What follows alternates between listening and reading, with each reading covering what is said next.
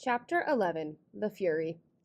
Some months earlier, just after Father received the new uniform, which meant that everyone had to call him Commandment, and just before Bruno came home to find Maria packing up his things, Father came home one evening in a state of great excitement, which was terribly unlike him, and marched into the living room where Mother, Bruno, and Gretel were sitting reading their books.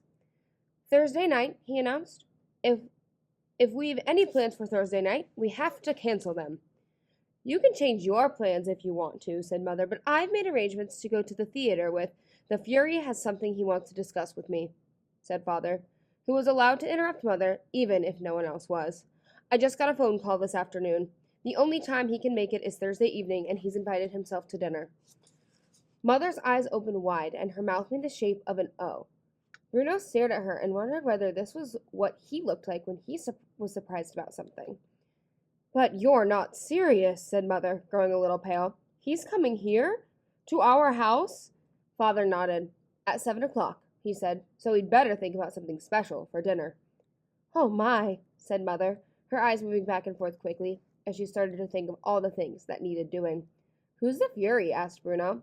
You're pronouncing it wrong, said Father, pronouncing it correctly for him. The Fury, said Bruno again, trying to get it right, but failing again. No, said Father, Oh, never mind. Well, who is he anyway? Asked Bruno again. Father stared at him, astonished. You know perfectly well who the Fury is, he said. I don't, said Bruno. He runs the country, idiot, said Gretel, showing off as sisters tend to do. It was things like this that made her such a hopeless case. Don't you ever read a newspaper? Don't call your brother an idiot, please, said Mother. Can I call him stupid? I'd rather you didn't. Gretel sat down again, disappointed, but stuck her tongue out at Bruno nonetheless. Is he coming alone? Asked Mother. I forgot to ask, said Father, but I presume he'll be bringing her with him. Oh my, said Mother again, standing up and counting in her head the number of things she had to organize before Thursday, which was only 2 evenings away. The house would have to be cleaned from top to bottom, the windows washed, the dining room table stained and varnished, the food ordered, the maids' and butlers' uniforms washed and pressed, and the crockery and glasses polished until they sparkled. Somehow, despite the fact that the list seemed to grow longer and longer all the time, Mother managed to get everything finished on time, although she commented over and over again that the evening would be a greater success if some people had helped out a little bit more around the house.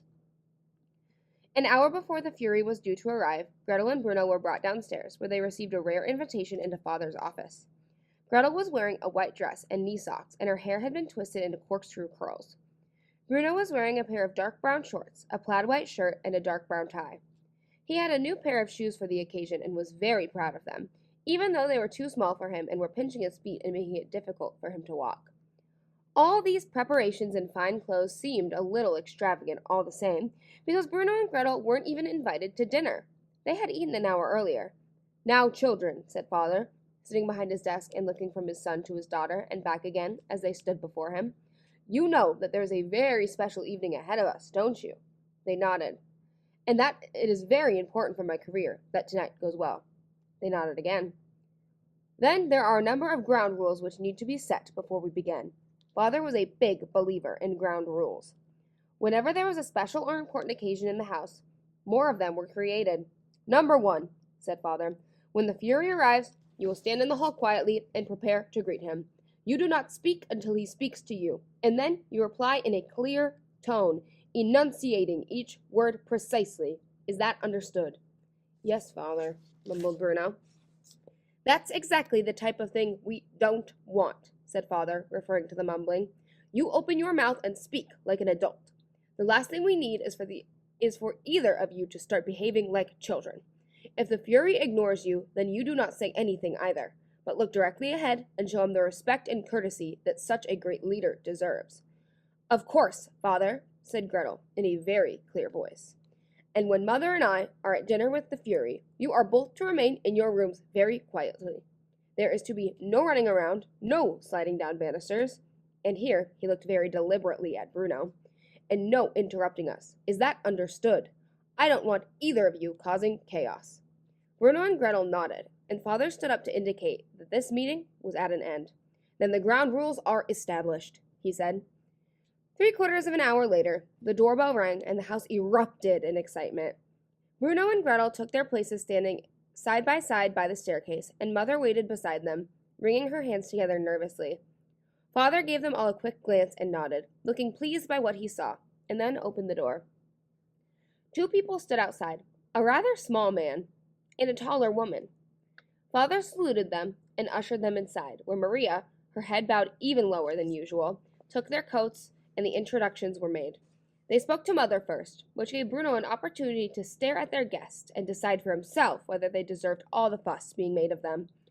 The Fury was far shorter than Father, and not, Bruno supposed, quite as strong.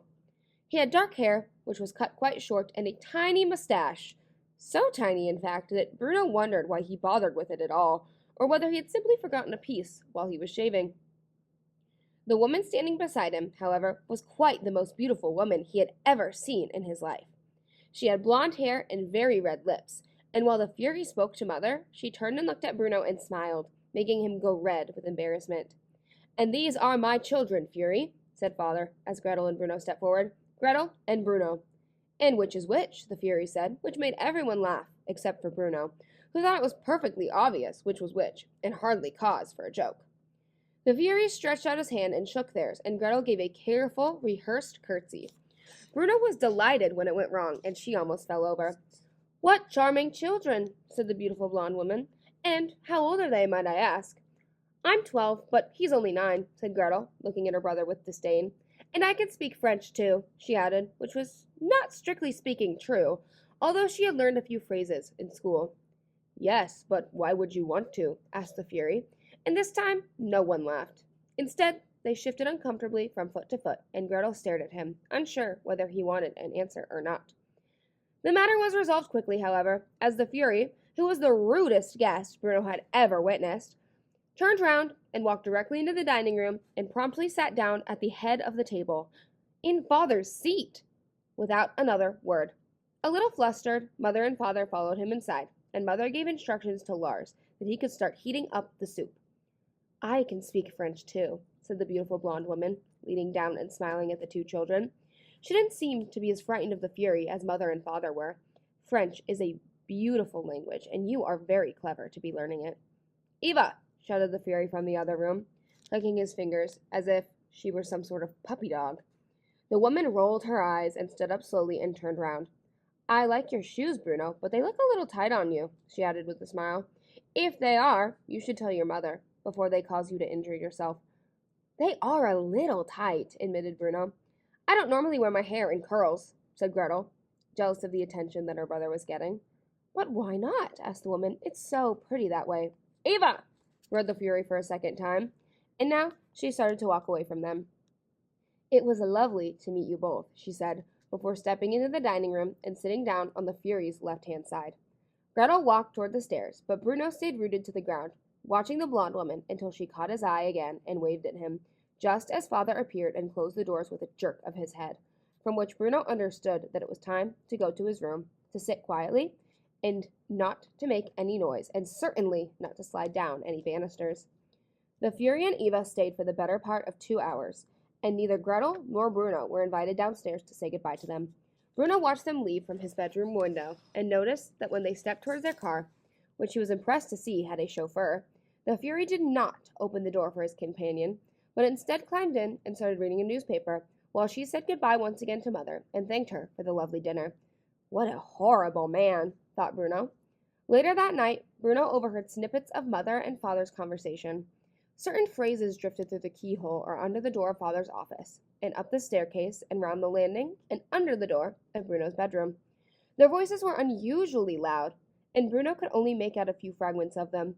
"To leave Berlin, and for such a place," Mother was saying. "No choice.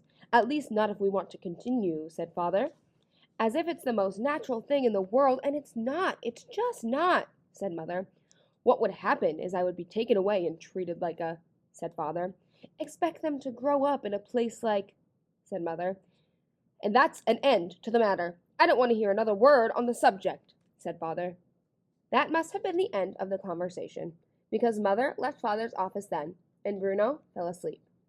A couple of days later, he came home from school to find Maria standing in his bedroom, pulling all his belongings out of the wardrobe and packing them in 4 large wooden crates, even the things he'd hidden at the back that belonged to him and were nobody else's business.